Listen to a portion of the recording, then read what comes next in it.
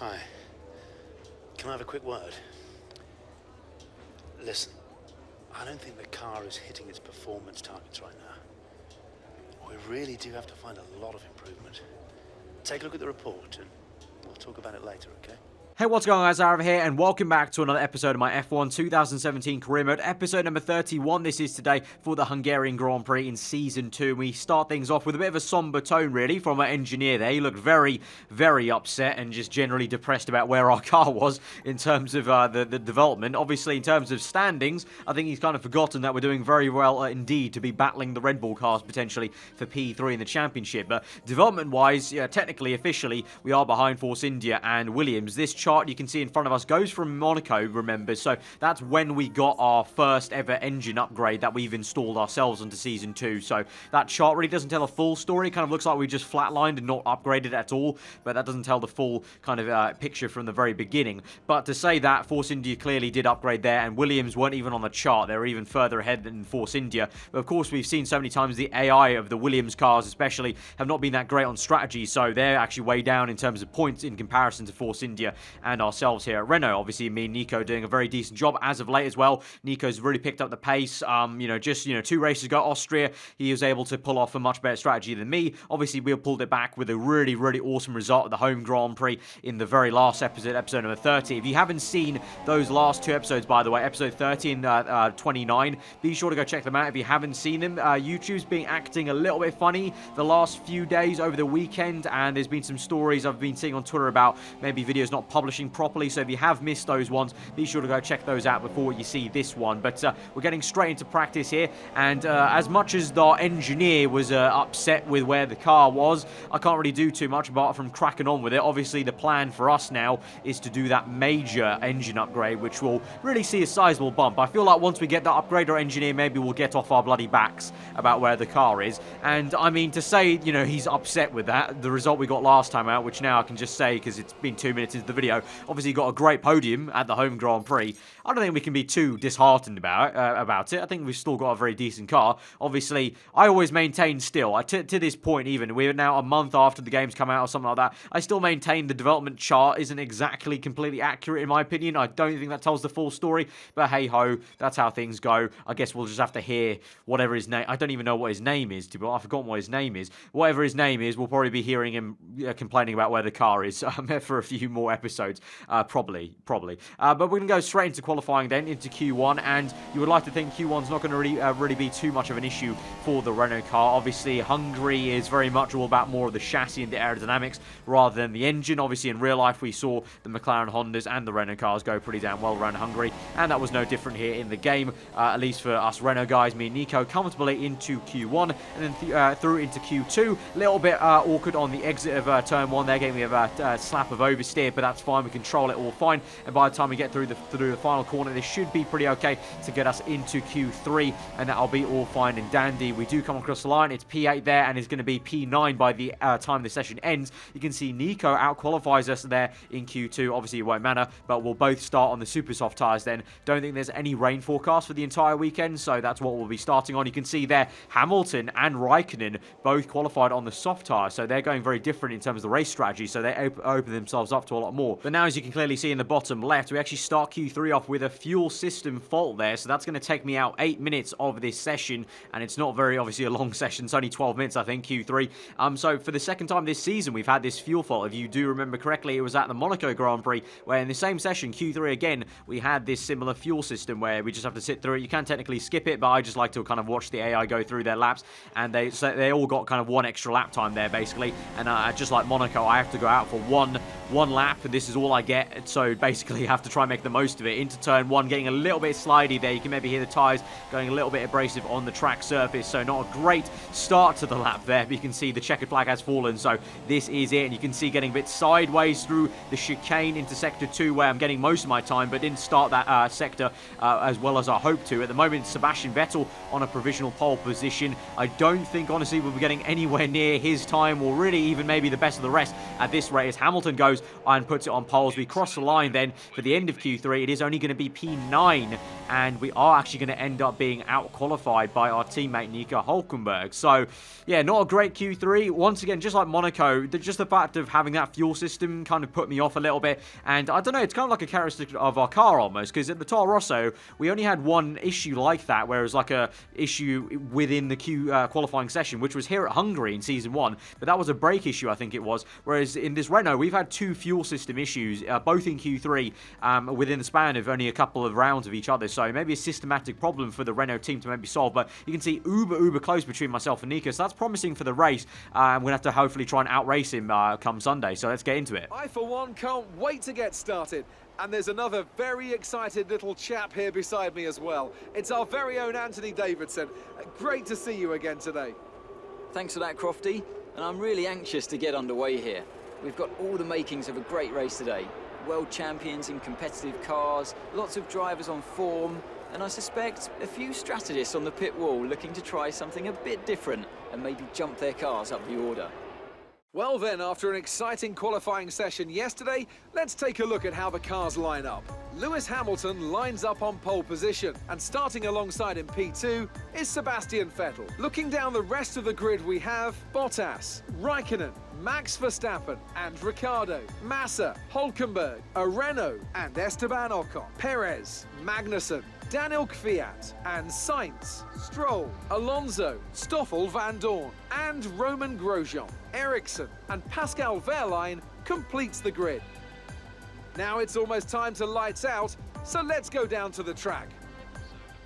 Right, so getting into this race, P9 on the grid, and looking at the strategy screen, we can see it's a 2 or a 3 stop according to the engineer, but I'm probably going to go a very different. I think I can try and pull off a 1 stop, and that may be the best way to go to maybe potentially jump, the likes of the Red Bull cars, which obviously we're still trying to desperately fight in the constructors. Last season, in Season 1, we pulled it off because we started on the medium tires, I think it was, if I remember correctly, in Season 1, Toro Rosso, because we took the engine penalties here at the Hungarian Grand Prix, and then we went to a set of soft tires, whereas obviously we have to start on the super soft. So there may be a bit of a struggle on tyre wear towards the end of these stints, but I think it's going to be the way to go.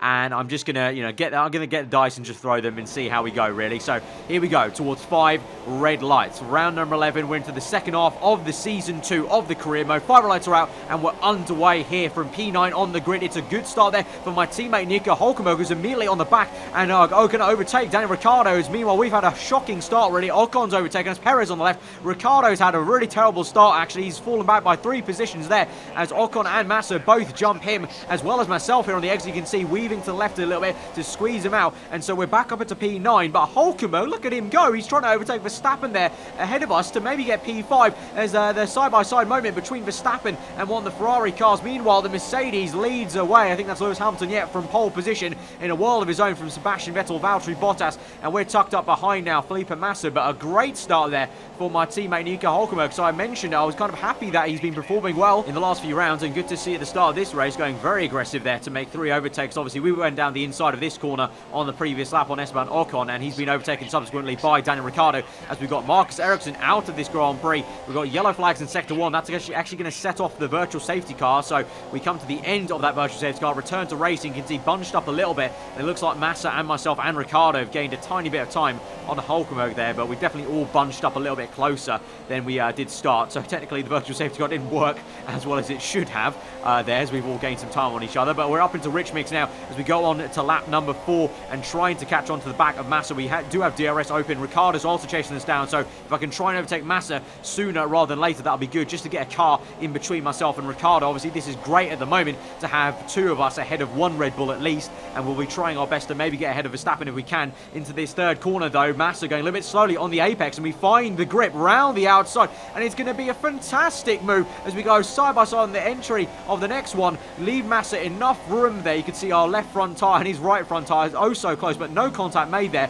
Squeezed him out a treat, and that was a really great move. Just found the grip out of nowhere on the outside. Massa just made the corner way too tight for himself, and we're able to make the move, and we're up into now what is P7 right behind our teammate Hülkenberg, who is getting left behind a little bit by Verstappen. You can see there into turn 1 I gained so much time on Nico that I actually compromised myself, and that was really quite bad because I probably lost about a few tenths there. Just having to kind of brake check myself to stop myself slamming into the back of him. But you can see he's being dropped by Verstappen a little bit, which is a little bit worrying, because it just means that we got no real hope of maybe overtaking Verstappen in this race unless we can do it on strategy. And that's why I want to do this one stop. I think if we do this one stop, I think I can try and jump Verstappen and then do some defending at the end of this race. But on a 2-stop, as Nico's clearly going to do here, because he's into the pits now on lap 7, I think he's not going to end up being ahead of Verstappen by the end of this race. We're already ahead of Ricciardo. Ricciardo seems to be not performing too well in this race because Massa is still keeping him at bay. So that's a real big opportunity to get some points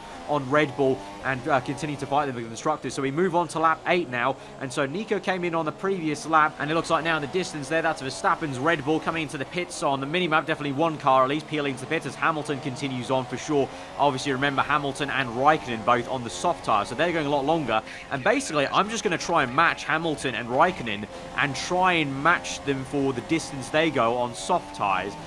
In the end, it's not gonna work out in terms of pace. Eventually, you can see in the top right losing a lot of time now in Sector 2 by the time we move on to lap 13. But for a few laps there, lap 12 and 11, the pace wasn't too bad. But then lap 13, definitely, I think that was when the cut-off point was of my tyres going off the cliff. So I do call in to come to the pits. And once again, just like at the British Grand Prix, we get a virtual safety car as soon as I call in for the pits and I'm coming to the pits. So once again, gonna get helped out a little bit here because, of course, everyone, if you don't know how it works, everyone's going to go around on that slower delta time there. You can see on the right hand side, Haas going down the main straight, they're all going to go to a slow delta time, so it is going to gain us a bit of time. Won't gain us probably a position, but it definitely will help us in terms of time's sake of everyone going a lot slower. So we're onto the set of medium tyres, so we are going to try this one stop. So this is it, we'll come out of the pits. We're not going to come into the pits once again unless we do crash off a front wing or something like that, but knock on wood, that doesn't happen. That's not the case. And you can see just on the right hand side there, I think Hulkenberg is just about going to get ahead of Sergio Perez. So Perez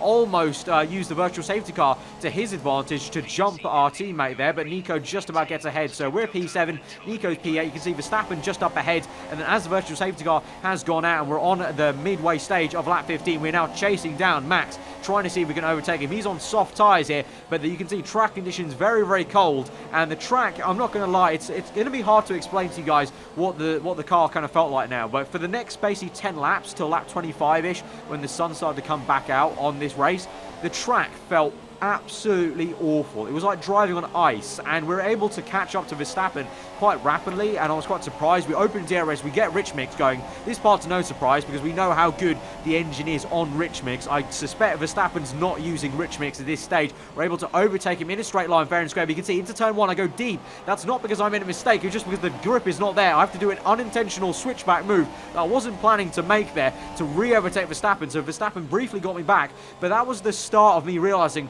for some reason, for like 10 laps of this race, the track just felt like I was driving on ice. And the AI, I think, felt the same way, because we move on to lap 17. As we climb up the hill, there's yellow flags up ahead. You can see that we are actually keeping up with Vettel's Ferrari car. And I think he's chasing down Hamilton or Bottas. We can see a Force India is spun round, and it's Sergio Perez who's round at the chicane. And just for some reason, I got the idea that there was either some sort of glitch going on, or the track conditions were just so different, and like I don't know, like maybe the track temperatures just shot down for some reason. You couldn't tell from the tyre temperatures, but just such a lack of grip. You can see sliding around a little bit, getting away from Verstappen though still on that final corner. Meanwhile though, whilst I'm trying to struggle around just keeping the car on the track, to be honest, Vettel sends it down the inside of Hamilton there. You can see difference of compound there. Vettel actually on the soft tyres, Hamilton super softs. It's surprising to see Vettel making that move, but there they go, side by side here, trying to go around the outside. Vettel does, and Hamilton squeezes him out, and then Vettel has a huge issue into that corner,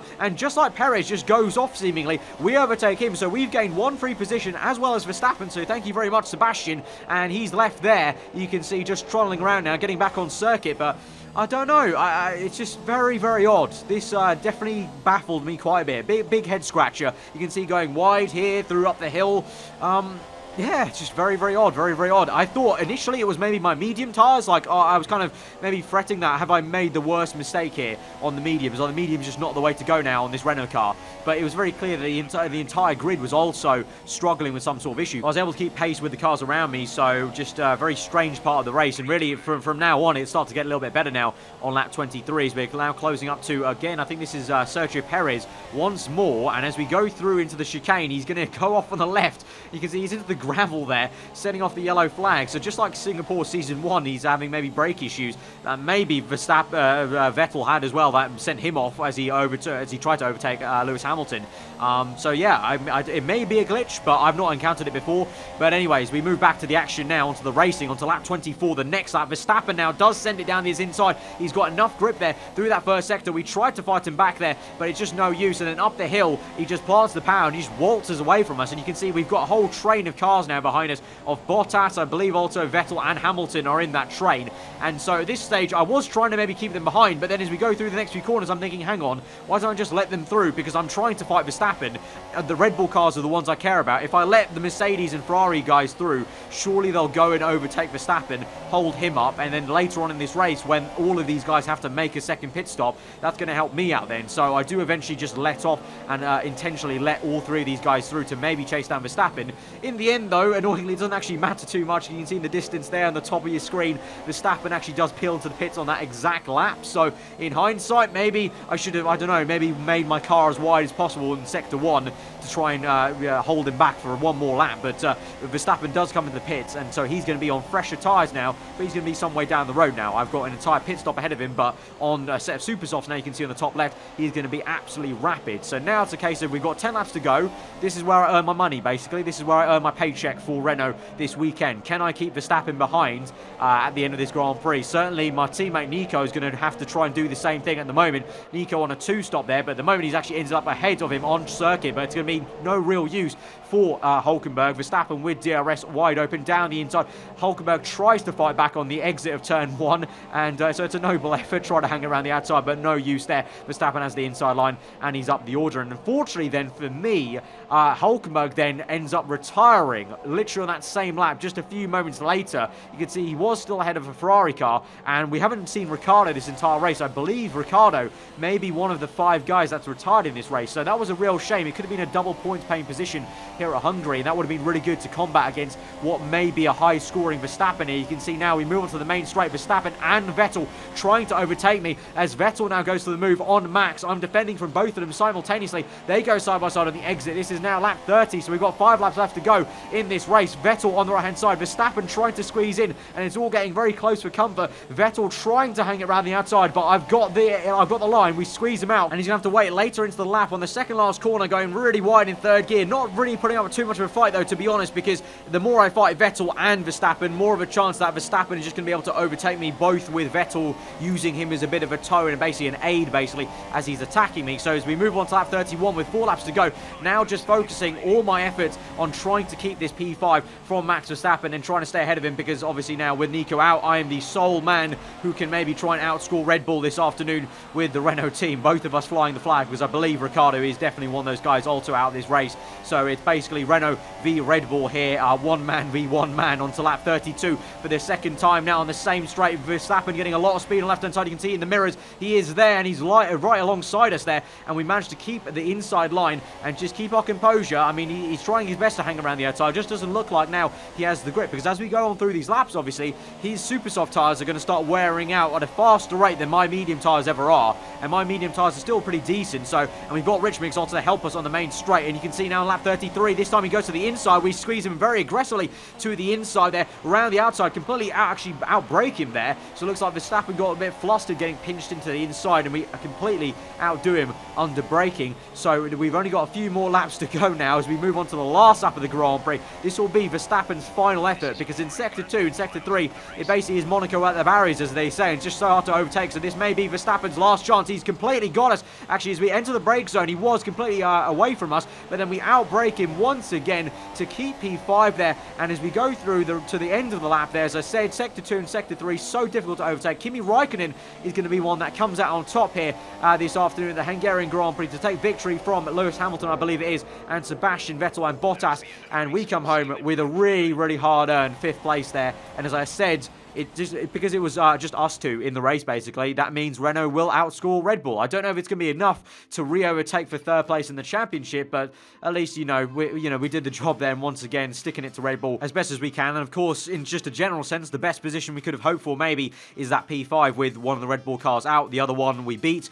and so I wasn't ever really going to be challenging the Ferrari and the Mercedes guys, unlike maybe last time out in the Silverstone. That was a bit of a different situation, really, with how much of an advantage we had on the actual strategy. This weekend, the one stop for us was very, very out there, but we made it work. Super soft to mediums, that definitely wasn't on the cards for the game, at least in terms of consideration, so I'm happy we made that work. And you can see, unfortunately, we have not gained enough, but we're keeping steady and we're keeping them honest there, which is, I think, the goal. And you can see Haas in 5th place, still ahead of Toro Rosso, and as I mentioned right at the start of the episode, actually, that's a good indicator. Force India and Williams are 7th and 8th. That's a really good indicator for what I was saying right at the start of this episode about the whole R&D comparison chart there. Our engineer being so upset of Force India and Williams being ahead of us. They're 7th and 8th. They're only just ahead. They're only, ahead of McLaren and Sauber. They're being beaten by Haas and Toro Rosso, who are technically below Renault, us as a team, in the comparison chart. So I think the engineer needs to kind of calm down a little bit in terms of how melodramatic he's being at the start of this episode, at least, and probably a few others if we don't pick up the pace in terms of upgrades. But you can see we still don't have the points. We're just so close. We're on 1,400, and so close to that 1,500 we need. So we probably will get it next episode, actually, during the practice program. So that'll be pretty good. We can finally get that purchase then, and then that will probably come. I think it takes 4 races, so it's going to be a long-term upgrade. But we're so close, so close. So anyway, guys, if you have enjoyed the episode, smash that like button, guys. Let me know what you thought in the comments below. If you're united, then do get subscribed for weekly F1 content. I've been over. Hope you enjoy the rest of your days, and I'll see you guys next time. Goodbye.